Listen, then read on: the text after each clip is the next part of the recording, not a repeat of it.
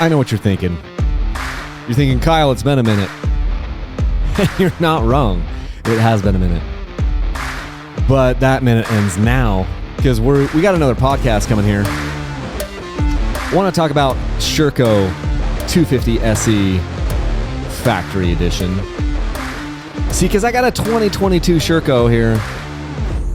Been on a couple rides with it. Done some balance practice with it here in the front yard.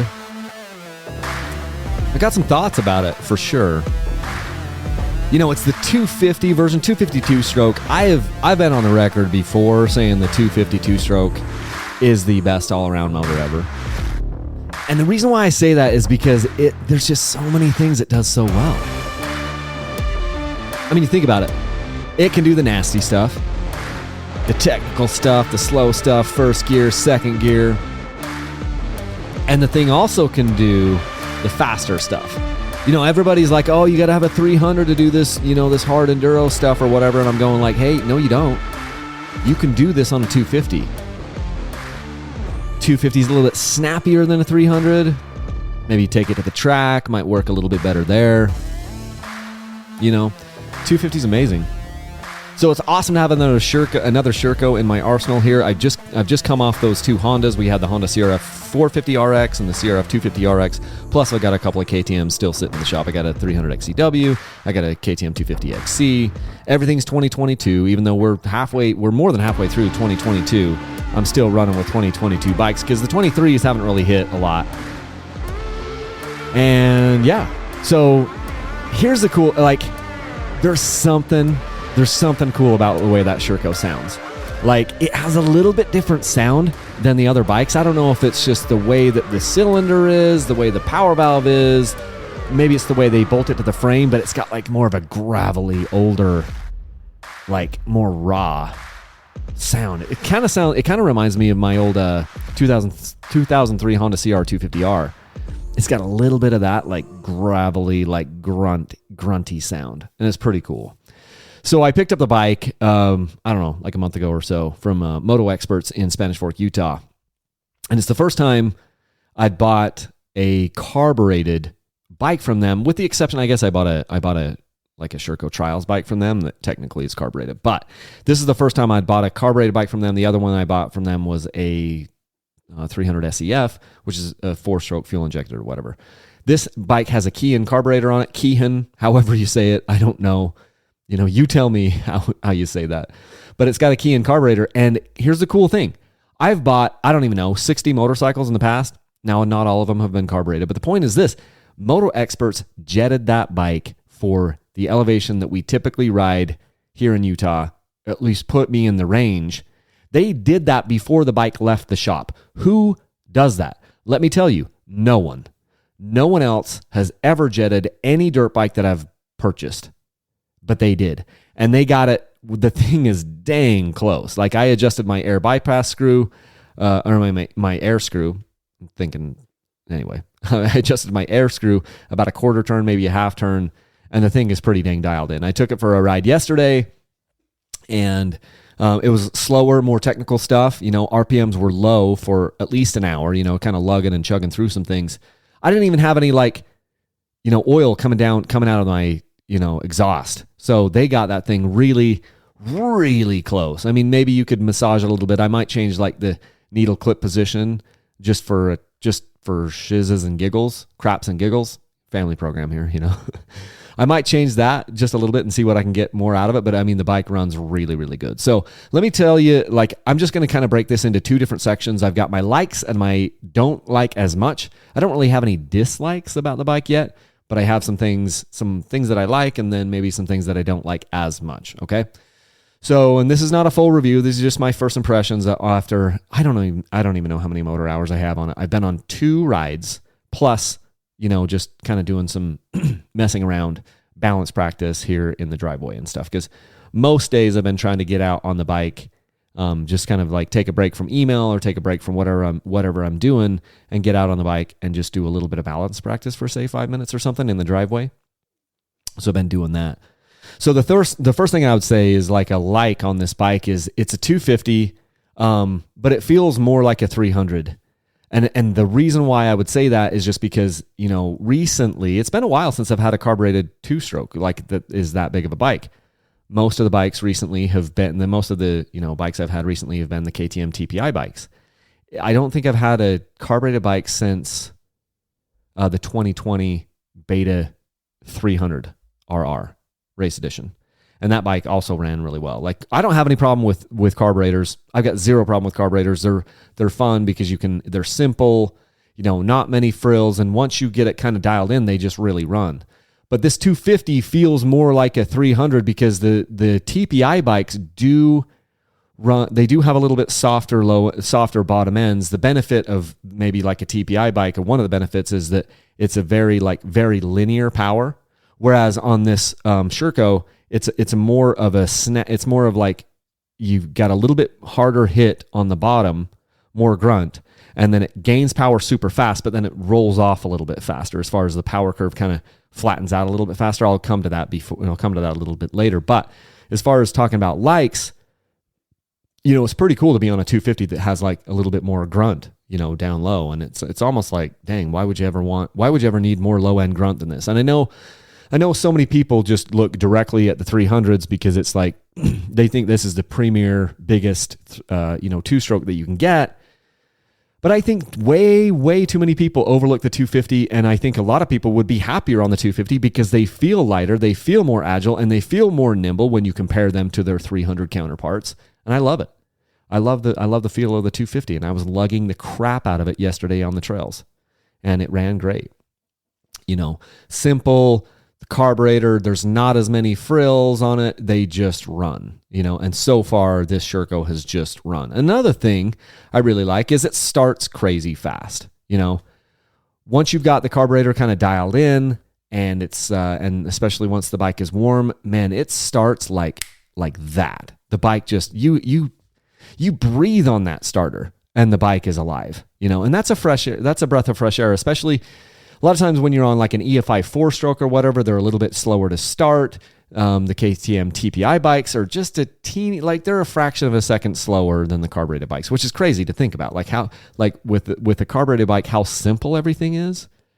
It's kind of crazy to think about how fast they start, but this Sherco starts really fast. And I really, really, really like that, so that's a really good thing.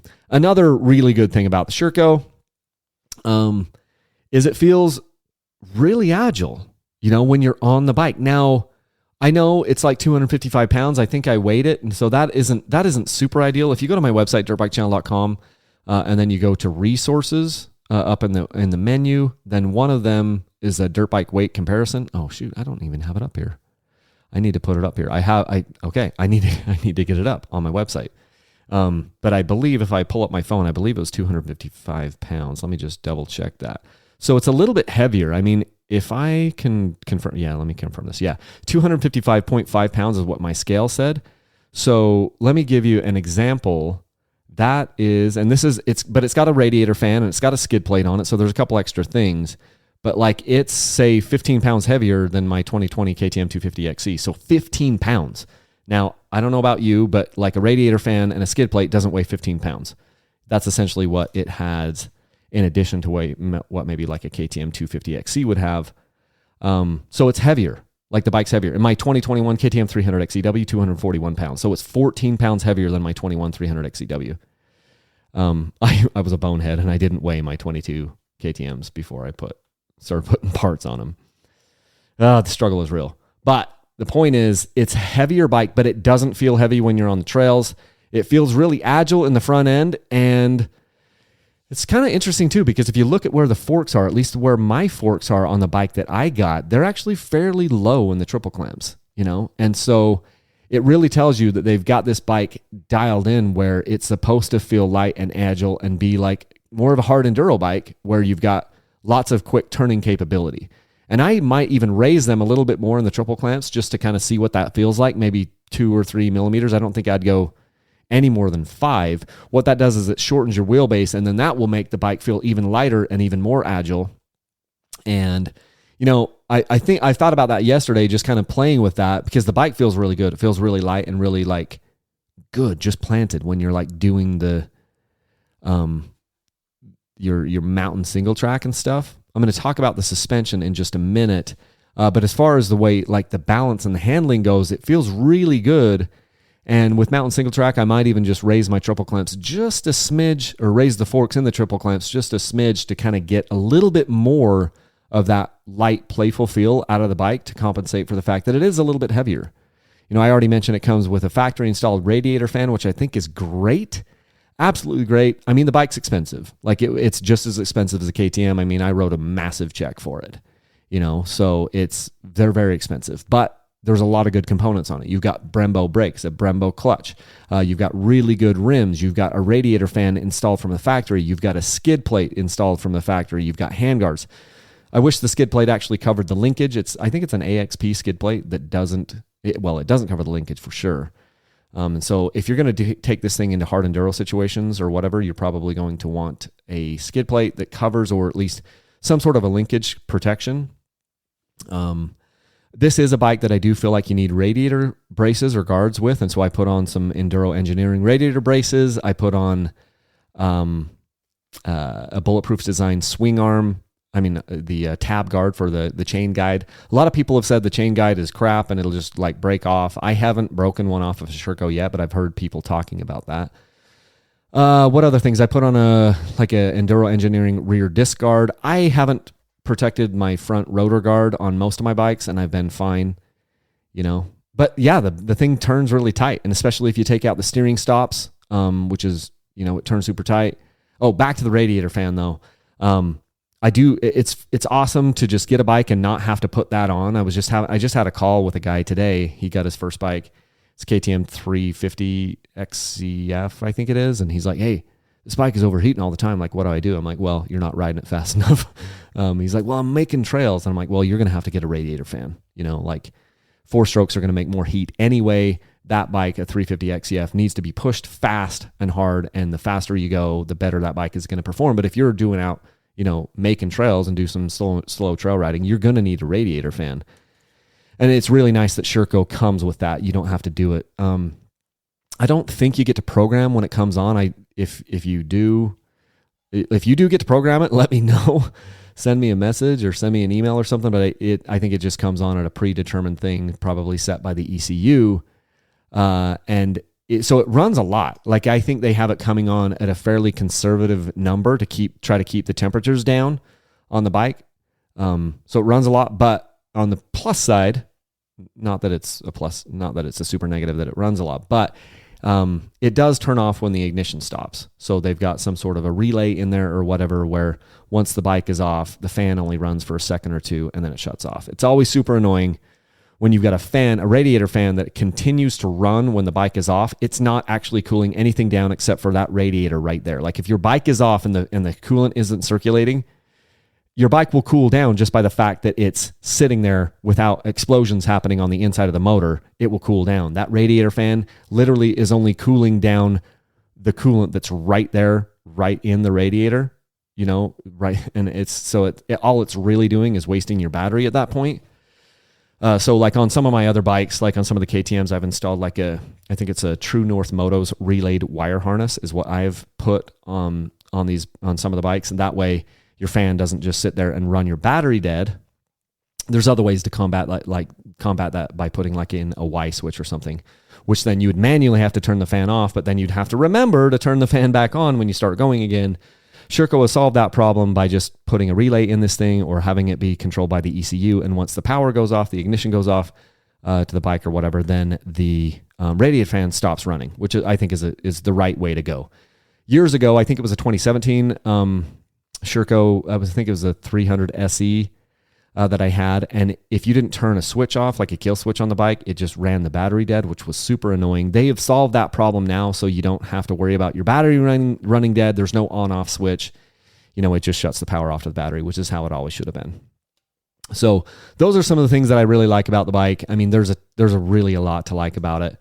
Here are some things that I don't like as much. I'm gonna go straight at it, and a lot of you guys will be like, "Oh, Kyle, what are you talking about?" But like the KYB suspension, I think it's valve too stiff. On my first ride, what I did is I just continually kept taking clicks out of the forks, and I got them all the way out. And I was like, this is the best that it feels with the forks as fast as they can move. Because I'm not riding super fast desert stuff right now. I'm riding mountain single track. And then yesterday I took it in some nastier, slower, rockier, loose stuff where it's like rock, hard, square edges and things. And not only was the fork a little bit too stiff, the rear end was just bouncing all over the place. And there was, at one point, I actually got launched off the bike. Now, I'm not like blaming the bike totally, like it was just kind of a fluke thing, but I got like my back end got kicked so hard by just a small-ish rock, like a combination of smallish rocks that are no more than like 5-6 inches high. It bucks me all the way off the pegs. Like I literally go for a ride. And when I fall back down, my feet don't hit the pegs. They go all the way down to the ground, which then kind of like shifts my weight back. You can imagine how that would happen. Shifts my weight back, and then boom, I get a fistful of throttle, whiskey throttle, and the bike goes flip, and me and the bike go flipping down off the hill. Luckily, it wasn't in a spot where it was a super big deal, but that is partly because I do think this bike is valved a little bit too stiff for, quote, hard enduro. Not that I was doing hard enduro at the time, but I was just in some rockier, slower, nastier stuff. It wasn't even super nasty where I had this flip over, like this flip off. I put it on social media. But there were several places on this trail where it was steep, loose, rocky, and I was just like, this rear end is not getting out of the way fast enough, and so it's hampering my traction. Now, I do think, I don't know. I don't think it's if this Sherco is supposed to be like a hard enduro trail bike, I think they've got it set up with the suspension a little bit too stiff. And this is a common theme, like with the Hondas. I think they were slightly too stiff, but I didn't take the Hondas in this type of terrain. I think the Hondas would have really struggled. The two Hondas that I had recently would have really struggled in this type of terrain. But I had my KTM 300 XCW up in this exact same place like 3 weeks ago. No problem. The KTM 300 XCW with that Explorer fork and the Explorer shock is the softest of the, quote, race enduro bikes. Gas EC300 would be another one that's like that. And they just soak things up a little bit more. You can say what you want, and some people don't like it, especially some of the faster desert guys. But if you're going to do mountain single track, I do think this thing is valved just a little bit too stiff for the slower, more nasty stuff. It's interesting too, because the geometry of the bike feels like it wants to go slow. It's like it's designed kind of like a trials experience where it's designed to go slow. So for me, it's a little bit of a dichotomy between the suspension plus the chassis, because I feel like most of the way that the bike is designed is to go slow and to be like a hard enduro trail bike. But the forks and I believe the shock is a little bit too stiff for my weight. Now, I've been gaining some weight, but like in the buff, as of this morning, I'm 168 pounds. Then I put on a bunch of weight. I'm probably pushing 190 with my pack and all the stuff on. And I've set my sag to 105. Was not hard to get there. It was like one turn on the preload collar to get me to 105 millimeters. Hold on, let me get a drink here. So it was easy to get to the sag setting I wanted. But yeah, I just feel like a little bit, it's just a touch too stiff for the nastier stuff. The faster you're going, the better it is. If you're in the slow, technical, rocky stuff, I think it's a little stiff. Here's another thing that I don't like maybe as much. They supposedly counterbalance this bike. They did put some sort of counterbalancing weight, but I think what they did more is just like maybe added a counterbalancer on the flywheel or something. It's not as smooth as the Austrian bikes. So it vibrates more. You feel it more through the foot pegs and through your hands than you would on like a KTM Gas or Husqvarna. It's not a reason not to get the bike. You get used to it. But I mean, I just do feel like, because Beta did the same thing. Beta, quote, counterbalanced their bikes, and Sherco, quote, counterbalanced their bikes. And they just did not do nearly as good of a job as what KTM did with their motors way back in 2017.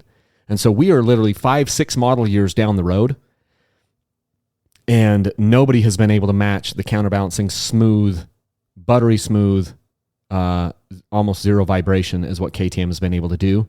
And I would just say at this point, let's get these bikes a little bit smoother. Keep the carburetors. I'm good with it. Now, they've said, I've heard a lot of people, because mine's a 22, basically everyone has said the model year 23 isn't going to change anything other than just some graphics and maybe like a teeny bit of, they might have a little bit different mapping on the in the ignition, and I'm sure they'll like tweak the suspension or something. Or they'll throw some different shim in there and be like, oh, we've upgraded the suspension or whatever. That's what typically all these manufacturers do.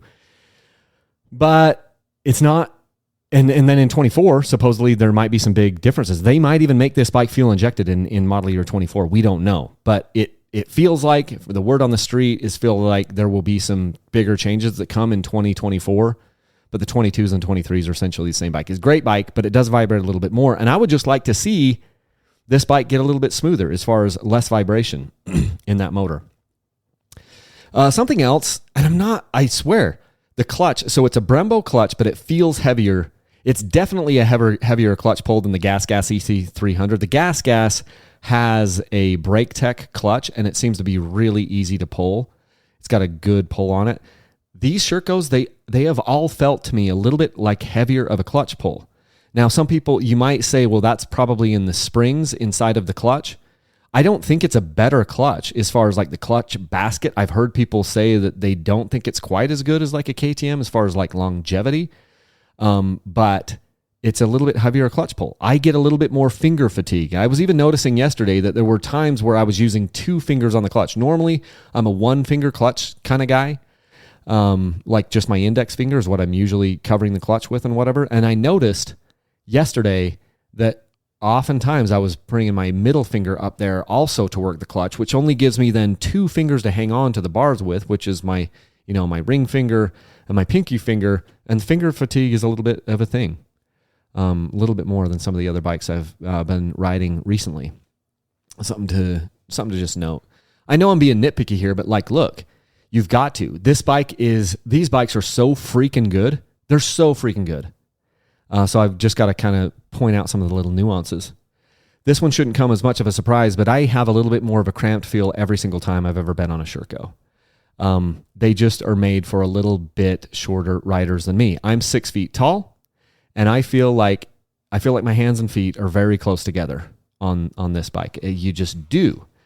I think it would be fantastic for people who are 5 foot 10 inches and under. Like if you're a 5'8", like go grab a Sherco. It's going to be built just for you. It's going to feel tall, throwing your leg over it. But once you get on the thing where your hands are and your feet are, and they have a pretty low bend, I believe, on the bars. And then just the foot pegs are just higher. They're just close up by. And they come straight out. The pegs come straight out. But I do think if you're a little bit smaller or a little shorter than me, you're going to like it better. So a couple ways you can combat that. First way, because I did mention the pegs do come straight out, flat out. I installed some Fastway Air, I think they're the Air EXT pegs. Because the nice thing about those is you can drop them down. They drop down and back slightly with the fit kit that you put on. So they're relatively expensive. And then I'm not super happy with it because by the time you put the shims on, which will allow like a little bit of an upward camber to those pegs, which is how every single other manufacturer does it. Honda, Kawasaki, Beta, Yamaha, KTM Husky, all of those guys, they all have an upward camber to the foot pegs, meaning the farther the foot peg gets away from the bike, the higher up it is. That helps to kind of lock your feet in. Sherco does not do that. The pegs come out totally flat. And so it can feel a little bit disconcerting sometimes when you're switching from bike to bike. Obviously, you would get used to it. But where I'm switching from bike to bike all the time, this is one thing that is not like any of the others. But installing these Fastway pegs, I've got these shims in there so that it has a little bit of an upward camber to them. What that does, though, is it puts you kind of, the peg is kind of swept back, and you're mostly riding on the front edge of the foot peg. And that creates like an additional pressure point because your foot isn't flat, like your boot isn't flat on the peg. I think it'd probably wear out your boots a little bit faster, and it does create a pressure point where it's a little bit more uncomfortable on my feet. And so I'm not sure that I'm getting enough gains with these aftermarket foot pegs for what the cost is, because the cost is having maybe it's a little bit more uncomfortable. So I'm not sure that I even like that, to be completely honest. The jury was out. I remember the last time I had a Sherco, the 300 SE factory 4-stroke, and this time I'm like, I don't know if I like it. I might go back to the stock pegs, to be completely honest, because then at least my feet would feel flat front to back. So there's less pressure in one spot under the balls of my feet. I do not like the Michelin Enduro tires that come on the bike. Some people like them. I don't like them at all. I replace those straight out of the gate. I did a little burnout. With the tire. It's just the grip compound on that tire, and it's a 140 tire. It's an 140 width tire with an FIM like knobby height, which I don't think does anything. It just makes the tire shorter. It's just like, okay, you got a tire that's half worn out by the time you start running it. I don't like it. I don't like those tires. I'd prefer basically anything else. It's just a really hard compound for me, and I don't love it. I just don't love those tires. Some people do. I don't. So yeah, that's the thing there. And I think I will try some short bar risers to just get a little bit more comfortable on the bike. The downside to doing that is you can take weight off the front wheel, and that is the problem. Like if you take weight off the front wheel, then you're reducing your traction and you can wash the front end out. If you're standing up too much and you shift, it just takes a little bit. If you shift your weight too far back, you get too comfortable standing up too high, then you're going to have some handling problems. But, excuse me, I do get just a little bit more fatigued with my back, a little bit quicker on the Shercos. And this isn't just this bike. This has been every Sherco that I've had thus far. It's a recurring theme because of the fact that I think the foot pegs and the handlebars are closer together. They're just built for a little bit shorter people. And that's great because if you think about it, what's the average height across the world for men? I think it's like 5'8". If you factor in everyone across the world. Now, I'm 41, I'm, of European descent, Scandinavian descent or whatever. And sometimes I feel short. I'm 6 feet tall and I see these guys are 6'2", 6'3", whatever. The Sherco is probably not the one I would recommend for you if you're taller than me, to be completely honest. They've just been built for people who are a little bit shorter than me. And so I'm going to maybe try some short bar risers, maybe 10 millimeters. That would probably be enough if I could find that. I know a lot of bar risers come in like 15 millimeter increments and then like 20 and 30 millimeters. I don't want that. I think I would like to start with just 10 millimeters. And maybe that means I could just switch bars to have a little bit higher bar rise, and that would get what I want there too. Let's talk a little bit about the motor. That was what I led off with. I'm like, this 250 feels awesome, and it does. However, something that just the flip side of that is, the bike has really great low end power, but it seems to sign off a bit quicker. Or one other way to look at this is that the power curve gets flatter quicker in the RPM range than say my 250XC, and part of that might be the fact that it's TPI or whatever.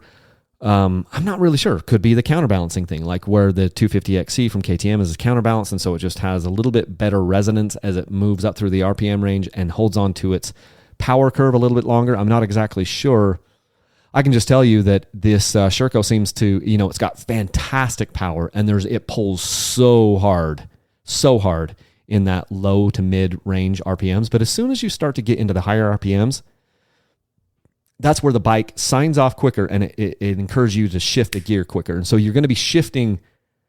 Like if you've had let's say you've been on a KTM for a couple of years and then you move to the Sherco, something that I would say that you would probably notice off the bat is you're shifting a little bit lower RPMs into the next gear. So I don't even know when we shift, but let's say if you were shifting at say, 6,500 RPMs on your KTM, you're probably going to be shifting at like 5,500 RPMs on your Sherco. Now, that doesn't mean it's slower. I'm not saying that, but it does have a little bit different, obviously a little bit different power. Like it's a super steep power curve, but then it like flattens off faster earlier in the RPM range, if that makes sense. And, it's just a feel thing. Like I don't know if it lights my fire quite as much because of that. That's one of the reasons why I've liked the 250 two-strokes is they just have this snappy, like super like, and you can hold on to a gear a little bit longer as opposed to like a 300 two-stroke. This 250 SE isn't quite as much like that. Now, I'm not saying it isn't awesome. I'm not saying that it's great, but it just kind of signs off a little bit faster as far as like the power curve flattens off a little quicker. So just to note that. And I think the last thing I would say is just like I don't like as much as the petcock, the fuel petcock. The petcock is in a weird spot. You have to do it with your left hand because the petcock is really only accessible from the left-hand side of the bike, but you've got to reach in past the carburetor. So it's not there on the fuel petcock isn't on the left-hand side. You have to get to it from the left-hand side, but you're reaching like all the way through the bike. And it's kind of in a weird spot to kind of even see what's happening. It's hard to even see it. Once you realize how it works and everything, I mean, it's fine, but it's just in a weird spot. And it makes me wonder kind of like exactly why it has to be like all the way. You're reaching through the bike. You're reaching with your left hand down through there and reaching through more to the right-hand side of the motorcycle to hit this fuel petcock that is completely buried down in there. So luckily there is enough room to do it, but it's like, why does that have to be like all the way over there? It's just kind of a funny thing. I haven't had to do my air filter yet. I already know the air filter is going to be a little bit more finicky than like on some of the other bikes. I know because they haven't changed that since the last time I reviewed one. The air filter is under the seat. I do like how the seat comes off with no tools, and you don't need any tools to get your air filter out and clean it because it's got a big like knurled, machined thing where you just like a big old screw on it that you can do with your hand. So I love the fact that they have it's toolless to replace your air filters, but it is kind of in a little bit funky spot under the seat. Makes it kind of hard to get down in there and to get the thing back on perfectly, which is a concern because if you don't put your air filter on perfectly, you're going to suck dirt in the motor and then bye-bye top end and possibly bottom end or whatever. So I'd prefer that it was a little bit more idiot proof, but I actually haven't had to do anything with it yet because I've only ridden the bike twice and I was alone. So it wasn't eating any dust at all. The battery is down there under the air filter. That keeps, some of that weight down low. Pros and cons to that. I'm not going to bag on or anything. As long as your battery doesn't go dead, it's not a problem. And they do have some leads that come up above, so you don't have to tear your air filter off to be able to like jump the bike or charge the bike, I believe. So, but it's just, your battery is going to be down there below the air filter if you ever need to like service that or whatever. So just something to note on that. But I mean, overall, I really am excited to have another Sherco in my shop. This will be a sweepstakes bike for September. So I will be giving the bike away there will be a sweepstakes that goes from September 1 until September 30. I believe I will also be giving away my KTM 250XC alongside of that thing. So I'll have two 2022 252 strokes for you guys here in September. And I'm looking forward to putting a bunch more time on the bike and getting to know it a little bit better. And then at that point, we can talk more about plastics and we can talk more about like maintenance and things of that nature. Brembo brakes, front and rear, so good stuff there. Most of the stuff on the bike is just solid, squared away. And if you get one of these things, it's going to be amazing. Make sure you get your carburetor tuned. And if you want to support these podcasts and everything that we're doing, one of the best ways you can do it is use my links to Rocky Mountain ATV. Rocky Mountain ATV stocks. In fact, right now they're stocking.